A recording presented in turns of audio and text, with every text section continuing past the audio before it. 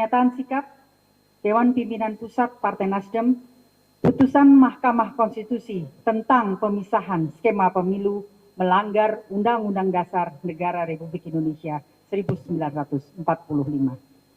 Sehubungan dengan putusan Mahkamah Konstitusi nomor 135/PUU 22/2024 menyangkut pemisahan skema pemilihan umum, DPP Partai Nasdem menyampaikan bahwa terdapat problematik ketatanegaraan yang dapat menimbulkan ketidakpastian bernegara.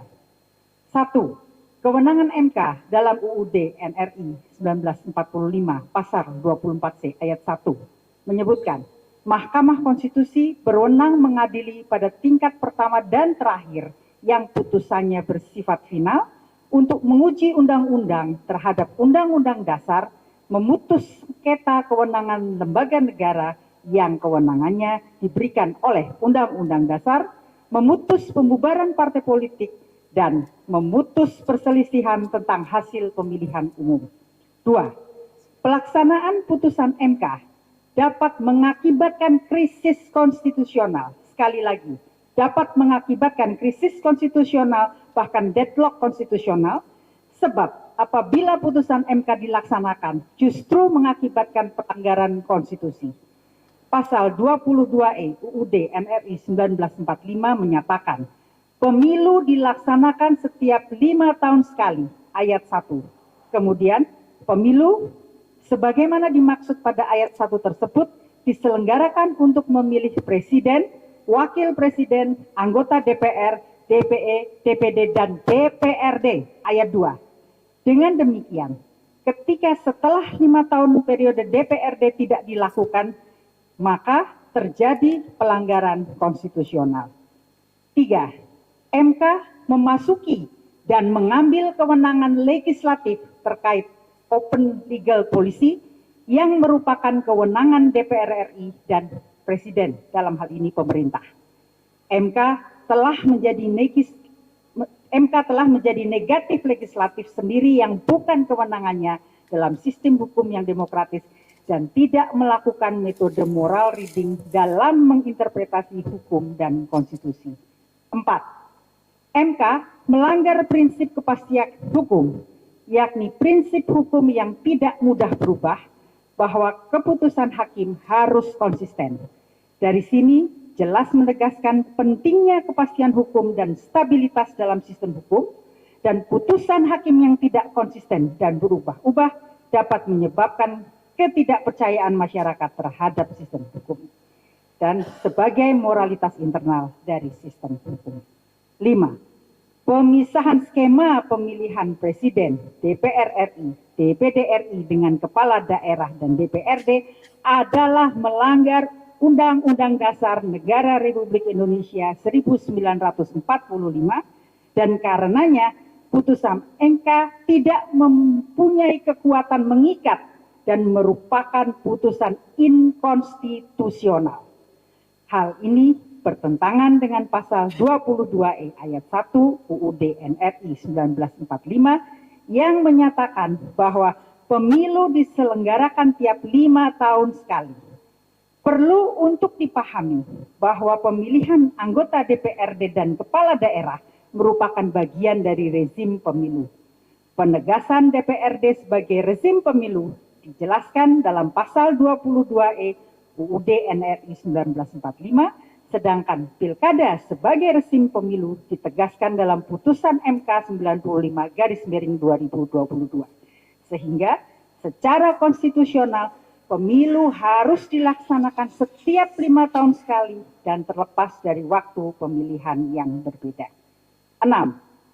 MK dalam kapasitas sebagai Guardian of Constitution tidak diberikan kewenangan untuk merubah norma dalam Undang-Undang Dasar, sehingga putusan MK terkait pergeseran pemilihan kepala daerah dan DPRD melampaui masa pemilihan 5 tahun adalah inkonstitusional, bertentangan dengan Undang-Undang Dasar Negara Republik Indonesia 1945. 7.